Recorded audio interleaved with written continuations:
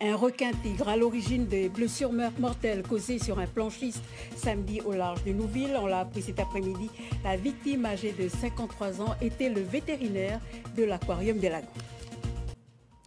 Un requin-tigre de 4 mètres à l'origine de la mort du planchiste retrouvé samedi au large de Nouville. Les investigations médico-légales réalisées aujourd'hui ont permis d'établir que le décès est consécutif, je cite, à de graves lésions au niveau de la cuisse droite, compatibles avec l'attaque d'un requin.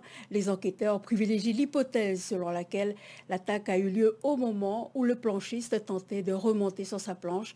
L'identité de la victime a été révélée cet après-midi. Il s'agit de Jean-Christophe Vivier, vétérinaire depuis 15 ans à l'aquarium des Lagons. Passionné par le monde aquatique, docteur Jean-Christophe Vivier pratiquait le subfoil ainsi que d'autres sports nautiques. Il avait 53 ans.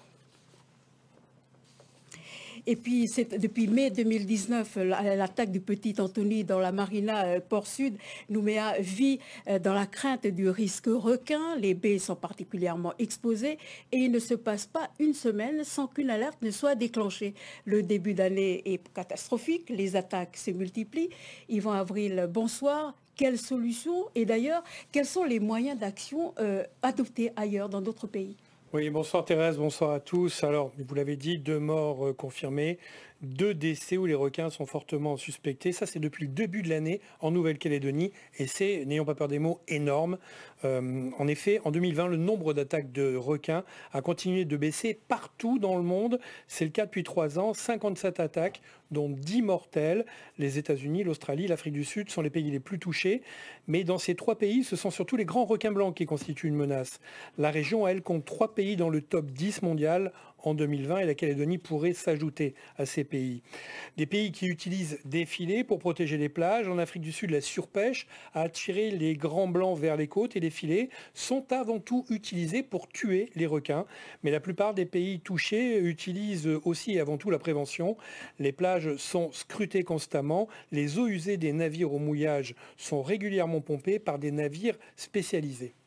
Alors, on le sait, les requins font partie du paysage aquatique de la Nouvelle-Calédonie. C'est donc bien l'activité humaine qui les attire près de nous, Yvan ? Oui, il faut se souvenir que l'un des requins les plus dangereux et actifs en Nouvelle-Calédonie est le bulldog.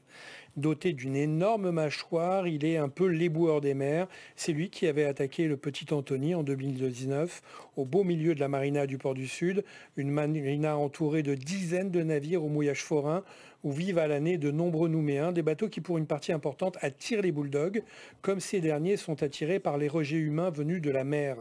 Chez nos confrères de RRB, le maire de Nouméa, Sonia Lagarde, a évoqué la possibilité d'installer des filets à la baie des Citrons pour un coût de 100 millions. Aujourd'hui, d'autres dispositifs moins dangereux pour la faune existent. Des barrières anti-requins, par exemple, qui empêchent les animaux de pénétrer mais ne provoquent aucune blessure. Et puis, il faut évidemment travailler sur l'environnement et sur la prévention. C'est sans doute essentiel. Pour mémoire, entre 100 et 200 millions de requins sont tués chaque année dans le monde.